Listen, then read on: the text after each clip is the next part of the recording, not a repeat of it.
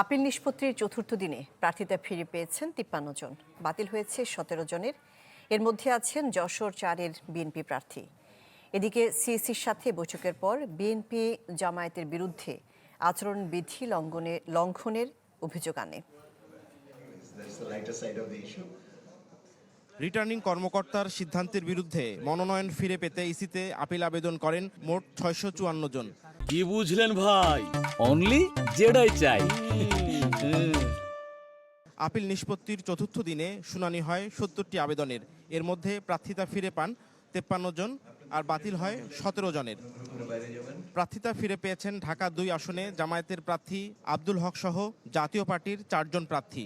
ঋণখেলাপি হওয়ায় বাতিল হয়েছে যশোর ৪ আসনের বিএনপি প্রার্থী টিএস আইয়ুবের মনোনয়ন। আব্দুল হক ভাইয়ের নমিনেশন বাতিল করা হয়েছিল একটা গ্রাউন্ডে। উনি কোন আমলে কোন কোম্পানির লোন নিয়েছিল, সেই লোনের ডিফল্টার কারণে ২১ সালে উনি ওই কোম্পানি থেকে সমস্ত শেয়ার ট্রান্সফার করে দিয়ে গেছেন। আলহামদুলিল্লাহ নির্বাচন কমিশন এই আপিল সেটা শুনানি করে এটাকে মঞ্জুর করছে। আমরা মনে করি যে আমাদের ভোটে যাওয়ার অধিকার আছে। যদি আমরা সিদ্ধান্ত নিয়ে আমরা ভোটে যাব, গণতান্ত্রিকভাবে সাংবিধানিকভাবে আমাদের সেই ভোটে যাওয়ার পূর্ণ অধিকার আছে। এই অধিকার কেড়ে নেওয়ার অধিকার কারো নাই। এদিন বিএনপির স্থায়ী কমিটির সদস্য ও নির্বাচন পরিচালনা কমিটির প্রধান নজরুল ইসলাম খানের নেতৃত্বে ৪ সদস্যের প্রতিনিধি দল যান নির্বাচন কমিশনে। তারা বৈঠক করেন প্রধান নির্বাচন কমিশনারের সঙ্গে। জামাতের বিরুদ্ধে আচরণবিধি লঙ্ঘনের অভিযোগ করেন তারা।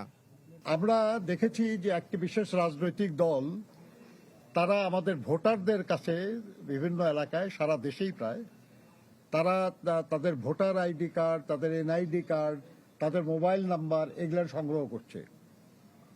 উদ্দেশ্য পরিষ্কার বোঝা যায় যে কেন তারা এটা করছে। আমরা বহু নির্বাচনে অংশগ্রহণ করেছি, কিন্তু কখনো এই ঘটনা ঘটে নাই।